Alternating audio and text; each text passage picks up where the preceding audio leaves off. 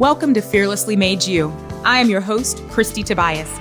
Joining me today are guests just striving to dominate in their personal and professional lives while answering the question, what does it mean to be fearlessly made?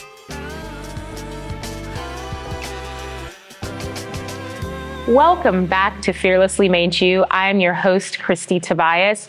And for those of you that may be new to the Fearlessly Made You crew, as a reminder, Fearlessly Made You is a spinoff of the book Fearlessly Made You, which talks about my journey through PTSD and how we really focus on not allowing fear to own us, but really owning our journey, regardless of the fear that we experience. And so I love being able to have this podcast, this show, that's a spinoff of the book, because I'm able to bring on amazing guests who really inspire me, who really help me think differently. But at the end of the day, who also give you guys a little snippet into what it really means to be fearlessly made.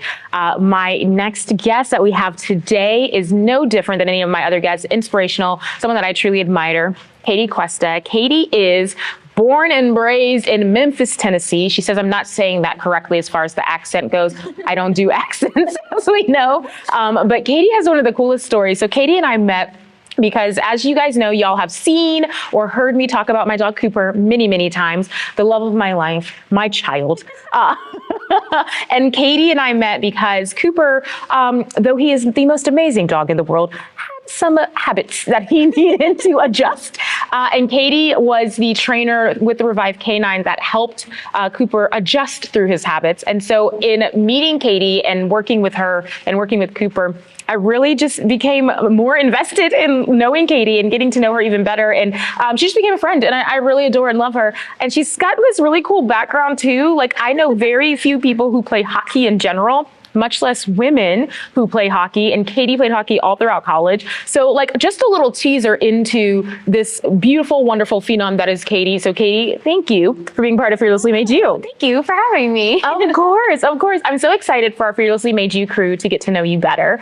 And so I'm gonna let you just kind of talk a little bit about your journey, like how you got to Pensacola, whatever you want to share with our Fearlessly Made You crew so they can just get to know a little bit more about you. Yeah, well, as you said, I'm born and raised Memphis, not a super socioeconomic class that's high.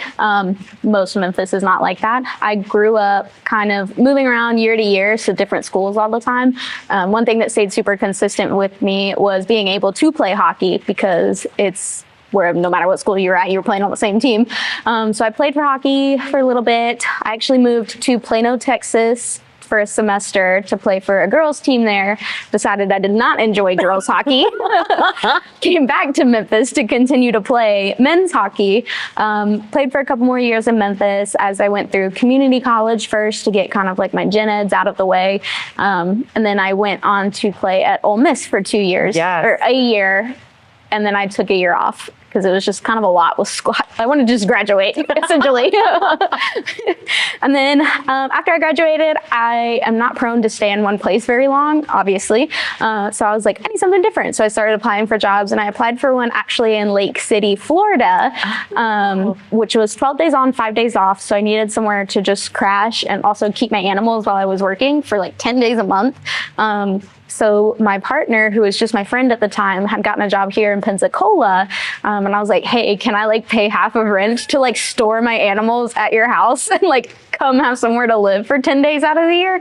And she was like, sure. And so I ended up, obviously, we grew into a relationship. Yes. And then I was tired of the back and forth commitment to work.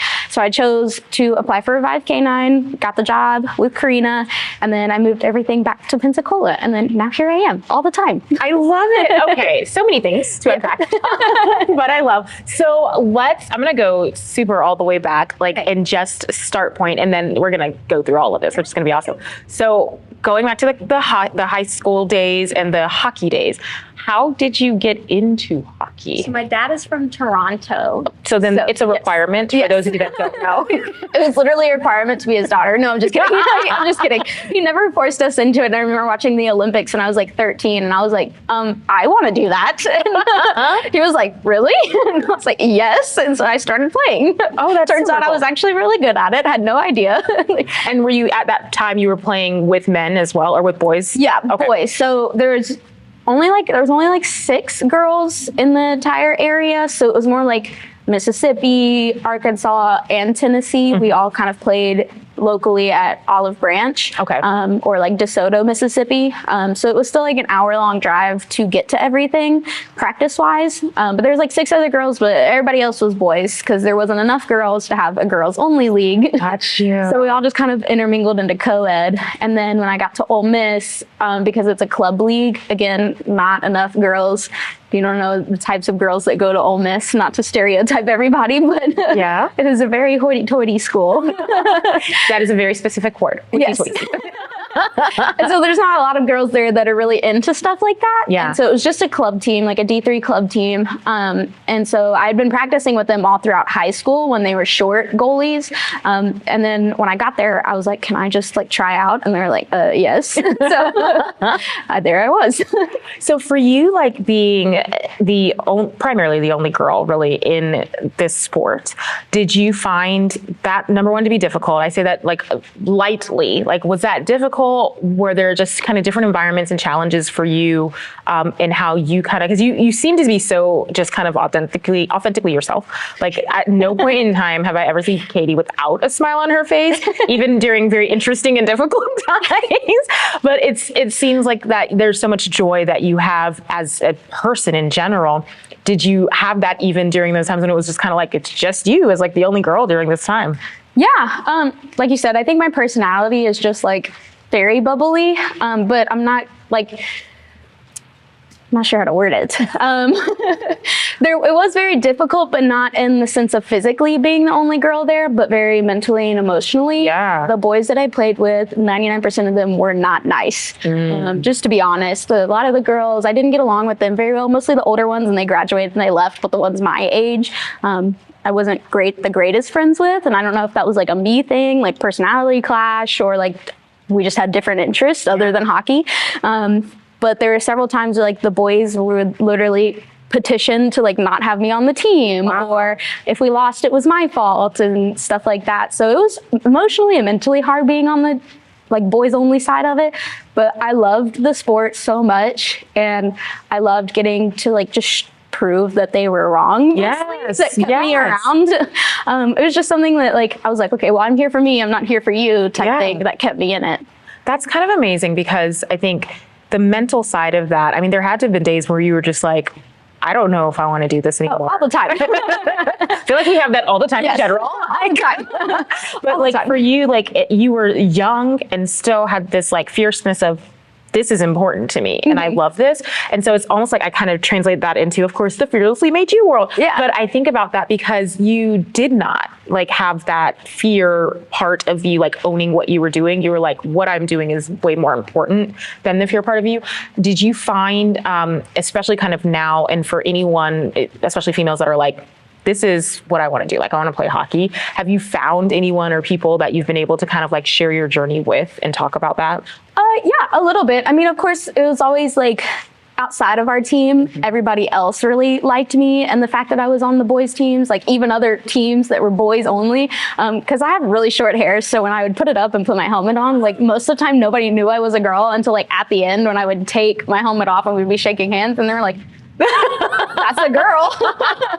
Did y'all know? Yeah. And so like, it was always fun, like going when we would travel to different places and like all the other boys, like little sisters or older sisters would be like, oh my gosh, it's so cool that you like play with these guys. And like the moms would be impressed. It was always other women or girls. And then like, of course, people were like, I can't believe a girl is on the team men wise. So it was very like interesting, almost consistently interesting who was excited about it and who wasn't. So it was just fun, meeting little girls. Like there would be several times where we would go play at other rinks in different cities when I was in college, and they would ask me to do interviews, and there would always be like 3 or 4 girls like sitting on the bench with me, and they would like bring me pictures that they drew during the game and stuff. And I'm like, I don't know these little girls. This is the cutest thing ever.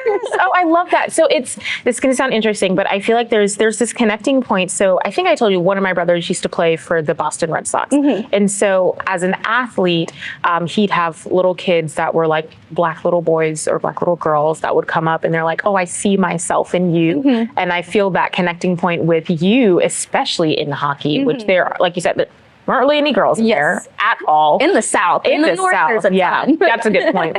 And so which is a whole other conversation, which we can dive into. But it's just, there's that beauty. And so I think for you, knowing, so there's that kind of minority status that happens with you as a woman in this industry that there aren't women in the South, especially. There's a mindset, there's things that were probably said to you that are painful.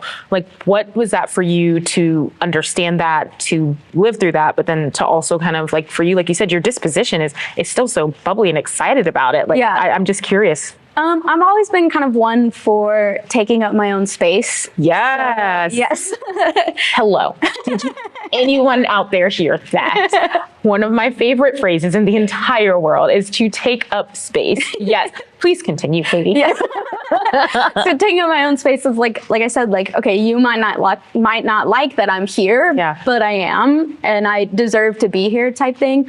So going through the kind of adversities that I did, just honestly, like at that point in life, it was just like, okay, this is just what life is like for me. Like, why am I going to let it get to me when it seems to be something new every day? Yeah. Bet it was. Right. Add on to the list. Get in line, please.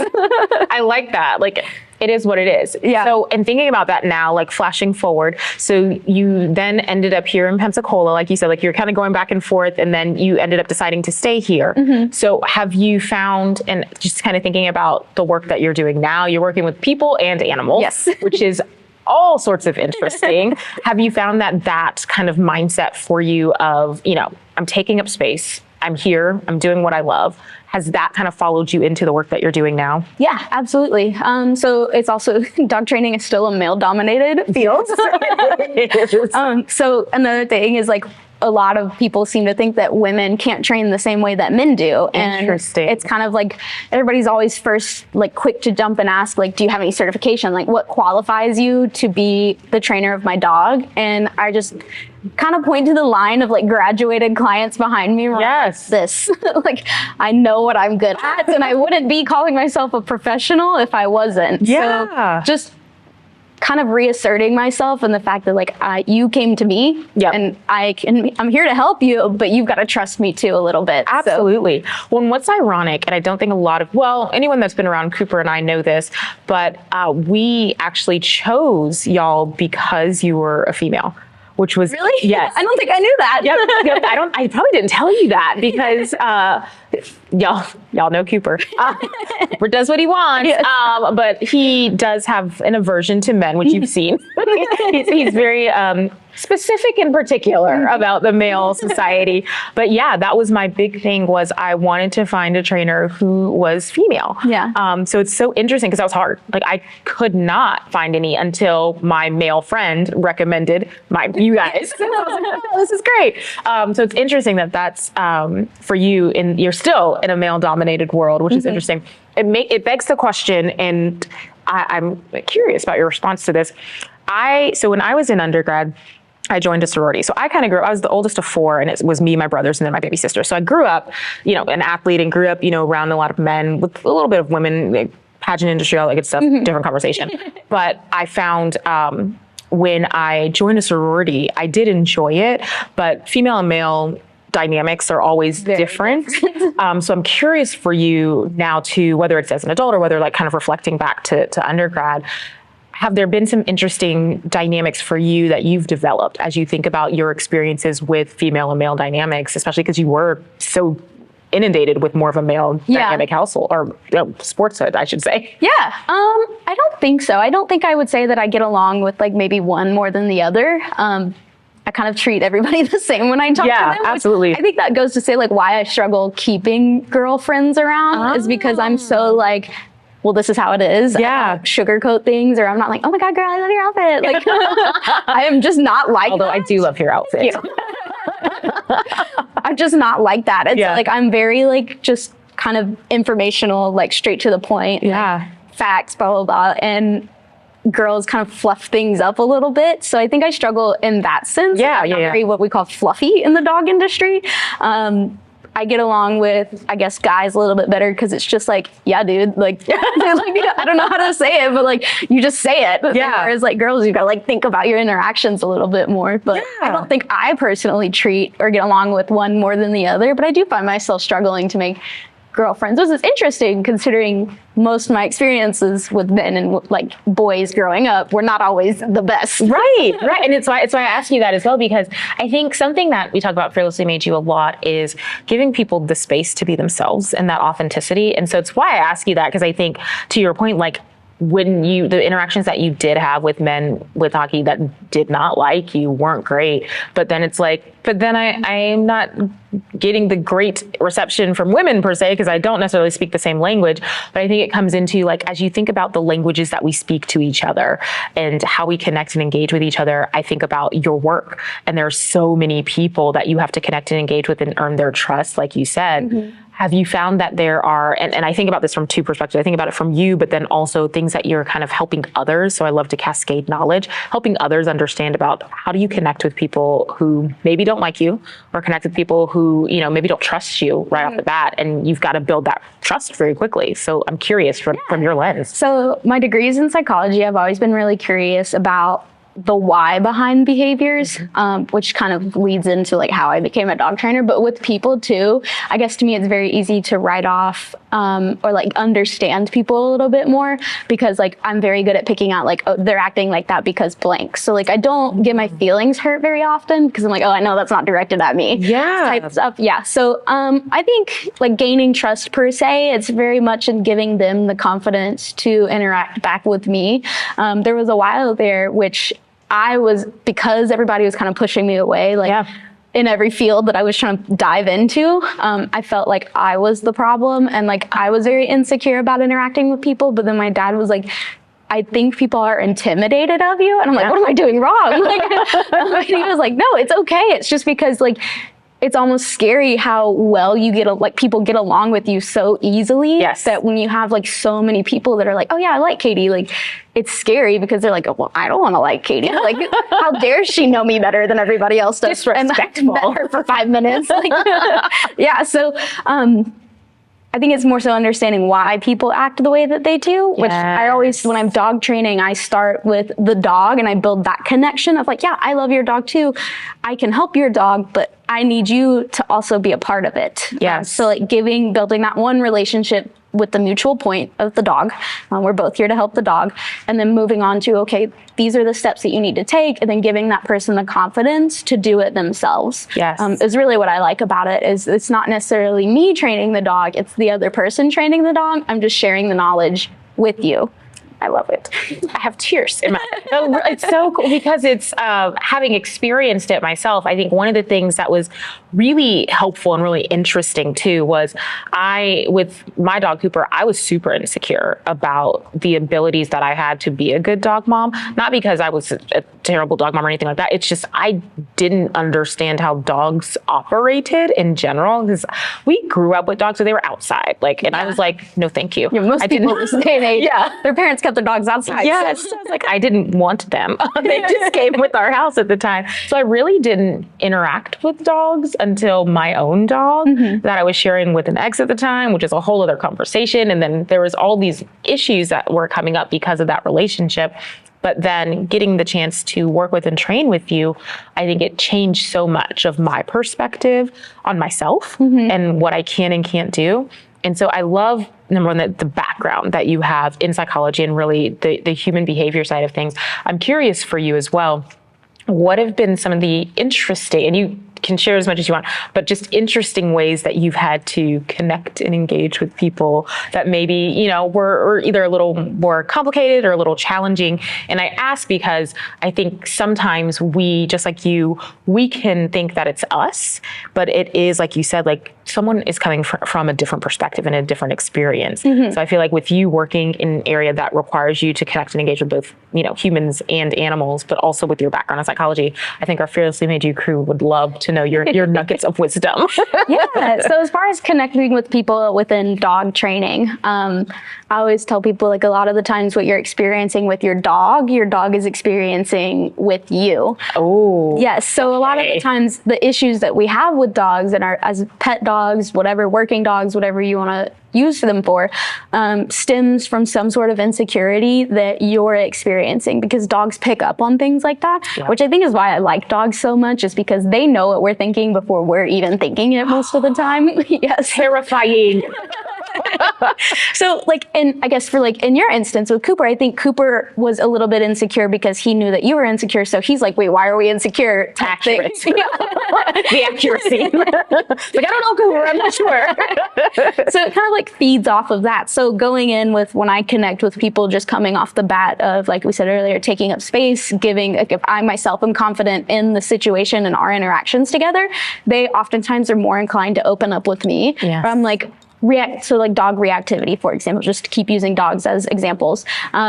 I have a dog that when I adopted, I had no idea what I was doing. I paid $20 for him at the animal shelter, picked him up 3 days later, come to find out that he was extremely leash reactive, did not particularly enjoy other dogs, which kind of defeated the whole purpose of why I got a dog, because I wanted to like go out and do things with them. Like, can't do that without a leash. Yes. And so we worked through that. And so that, like telling people like, listen, I was exactly where you were. Well, I got this dog, thought I was going to do all this stuff with you. And then turns out like, oh, we're at home. False alarm. Yeah. So we sit on the couch. Yes. So it's just like, it can happen. Yeah. So like giving people the confidence to accomplish those things by themselves. Like I said, I don't do a lot of the dog training. I see you for 1 hour once a week, and everybody's like, oh my God, Katie, thank you so much. You changed our lives. And I'm like, I saw you for 1 hour once a week, maybe 8 consecutive weeks in a row. Like, you did all of it. I put in 1 hour versus however many hours are in a week, every week. You did all of it. I just gave you the knowledge and the tools and the confidence that you were doing it right for you to have done it. I love that. I think there's so much. All right, guys, Nuggets of Wisdom with Katie. That is the new name of this show. But I think that can translate into so many aspects of our life as well, because I think we underestimate oftentimes, oh, this is going to be confidence building. This is what we're going to be talking about today, is confidence building. But there's so many times where we underestimate ourselves and who we are. And, you know, with Fearlessly Made You, the book, you know, in the book, I talk about that journey of trying to kind of figure yourself out and being okay with your imperfections, because they are, you know, a gift. But I think what you're sharing is that next step of, okay, I'm embracing the imperfections and knowing that they're there, but what do I do with them? And it's that part of, well, you work through it because it's connecting to other people or dogs. And I think that's the cool thing. And this is a very shameless plug for Revive K9. But it is the cool thing though about meeting and spending time with Katie is my thing is always, I like to build relationships and trust, as does apparently my dog. That's the same thing.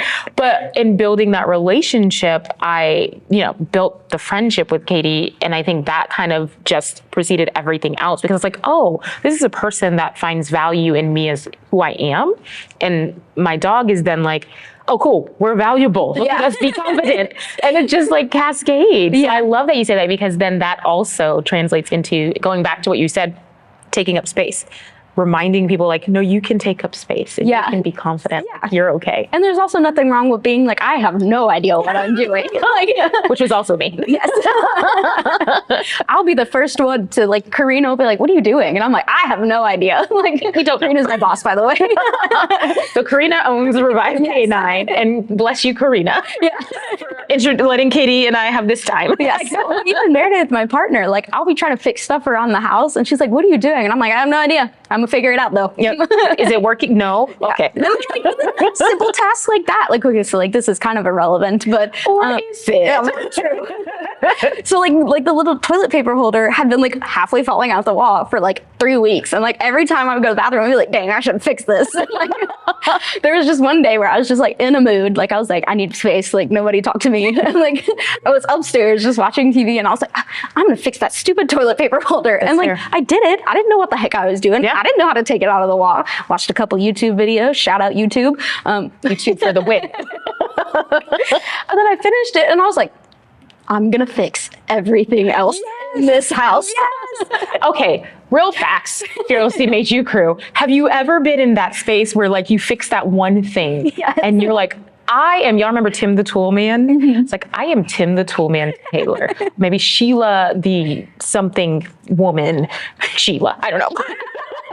I wasn't quick enough with that one. But then you're just like, I must fix all the things. Yeah.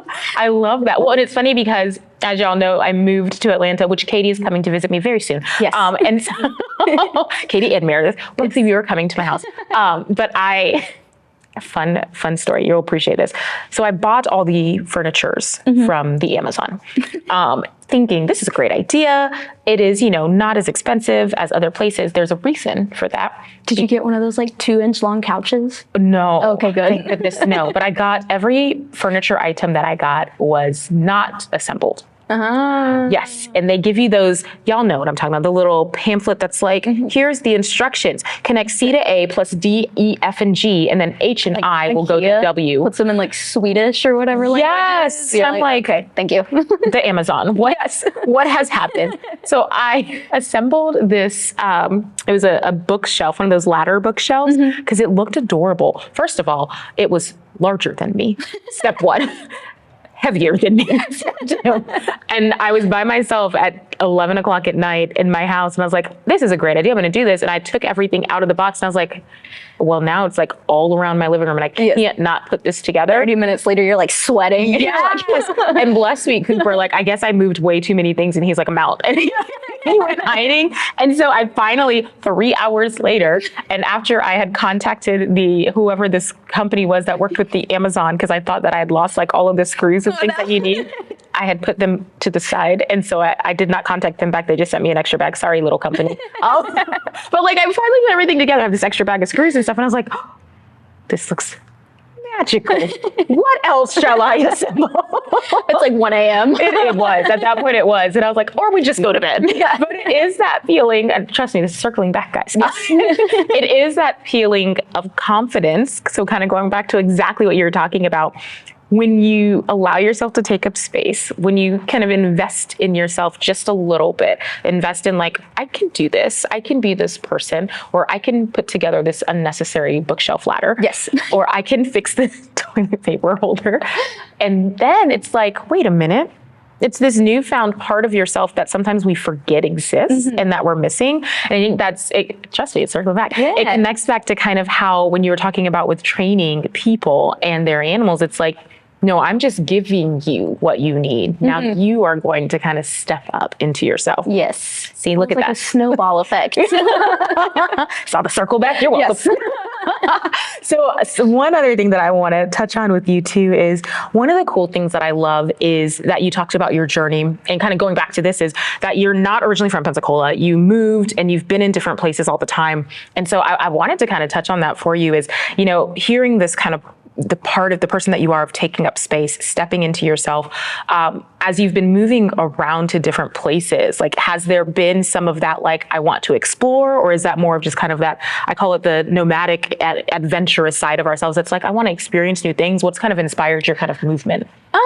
I think it was a lot of just next steps in my life. Okay. So we moved around a lot when I was younger, just because, like the recession and everything that happened. My mom was part of the like hundreds of thousands of people who got laid off. So we moved out of our childhood home. And then from there, we just couldn't really afford the continuing increasing rent. So every time that our lease was up, we moved again.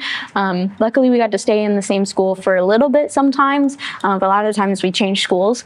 And that I got really good at packing up within like 5 minutes of like, it's time to go. I was very bad at procrastinating too. So still am. I don't know why I was saying then. It's still a thing. Yes, it is. It's still very much a thing. So like when it comes to just like, okay, I'll just go somewhere else. Like that doesn't scare me, I guess. But I do love having roots places. Yes. But the whole going somewhere new for the next step in my life doesn't scare me. I think I said earlier, when I moved from Mississippi after I graduated college to Pensacola, I literally only brought what fit in my car. Which is amazing. Didn't have a single piece of furniture. Had to make sure my dogs fit too. Primarily the dogs. Yes. And then you're like, shove things in the front seat. And so like I got rid of literally everything. And my mom thought I was crazy. She was like, you don't want this? And I was like, it's not that I don't want it, but like, do I need it type thing. So like it was, if it didn't fit, it didn't go. Your mom is listening right now saying, yep. Yeah. There's so much stuff I was just like throwing in the dumpster. She was like, why are we doing this? Oh, I love it. Oh my God. So, and hearing that too, I think the cool thing is like, it translates so much to who you are though. Like in that kind of, you know what? we're going to move. We're going to step into the space. We're going to take up the space. We're going to be okay with that. And I love that. And I think that's, again, connects back to why I'm so excited that you're on Fearlessly Made You, why you accepted the invitation to be part of Fearlessly Made You. And thank you so much for sharing your knowledge nuggets with us, for helping us understand how to kind of own and step into our space. If there is kind of one final word of wisdom that you'd want to share with people, because I wanted to wrap back around the moving, because I was like, there's so much into that and it all connects. If there's like a final word of wisdom that you want to share with people about what that means to kind of step into your space and take up that space, what would that be for our Fearlessly Made You crew?